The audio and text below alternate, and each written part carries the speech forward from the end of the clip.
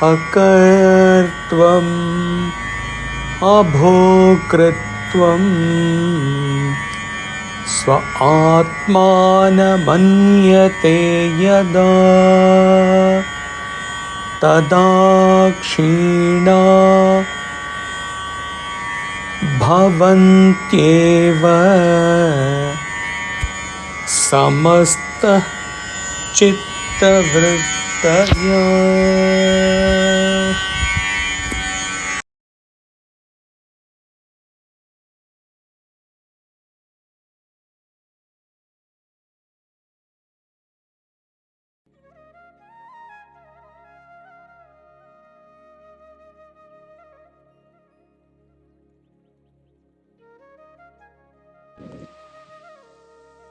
All the modifications of the mind are indeed destroyed when a man realizes that the self in him is neither the doer nor the enjoyer. As long as the jiva I identity is there in us, the sense of doership and enjoyership is inevitable. The identity as doer-enjoyer causes the mind to act intensely towards doing for enjoying the results of doing. I am working in that office. I am doing this service. I am singing at this center.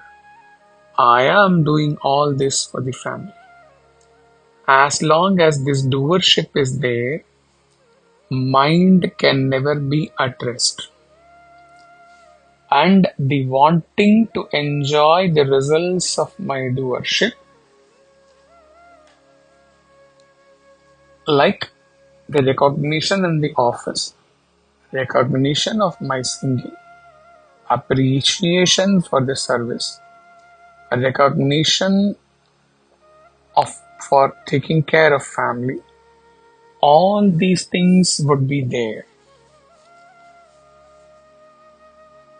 And the mind would be restless, expecting the results for all my actions. Modifications of the mind, the sense of doer and enjoyer, can go only when the mind is entirely channelized to only one thought, the thought on self. Thought on self is also a thought which must leave upon realizing the self. But in the initial stages in sadhana, this thought on self, contemplation on self, conviction that I am the Atman is most effective in controlling and slowly removing all other thoughts.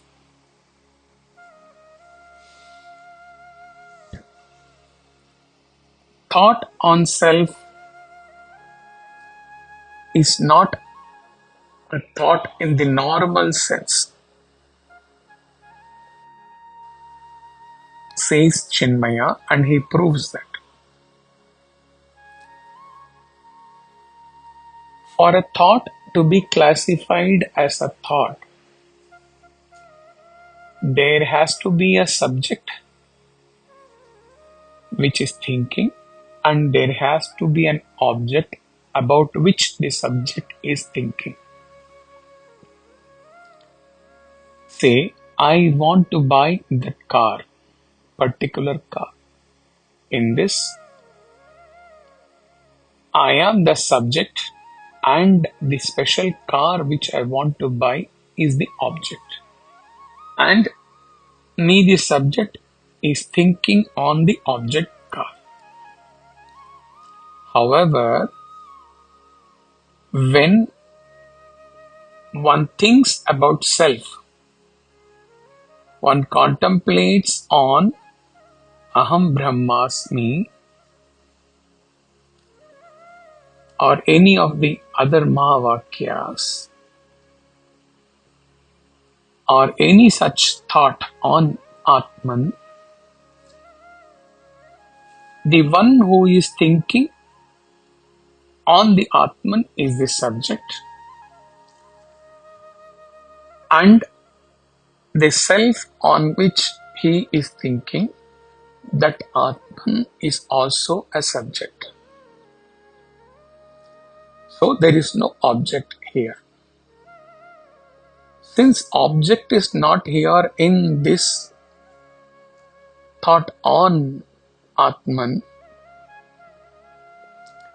this thought cannot be classified as a normal thought where there is an object and there is an subject and an object different from the subject, where the subject thinks on the object. For example,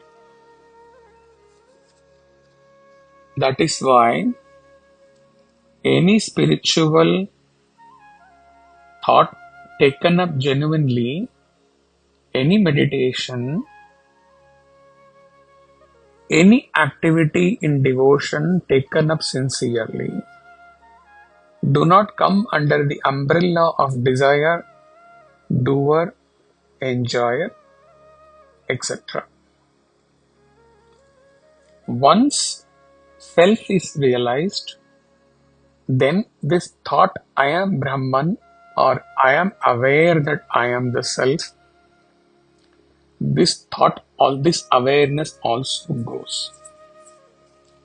So from the thought, I am singing, one has to move to the thought that I am the self. I am not the singer. And ultimately, when he exists as self, song may just emerge from him. There is neither song nor singer. Not even the thought that I am not the singer. Not even the thought that I am the self.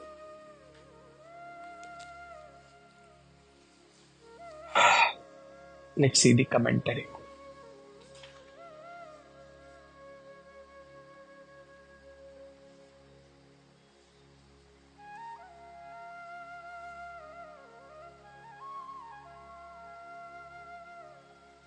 When the sense of doership and enjoyership is completely eradicated, the ego disappears into the vision of the self. The meditator merges in the meditated. The river has reached the ocean. There to be the ocean. No more can the river be separate from the ocean.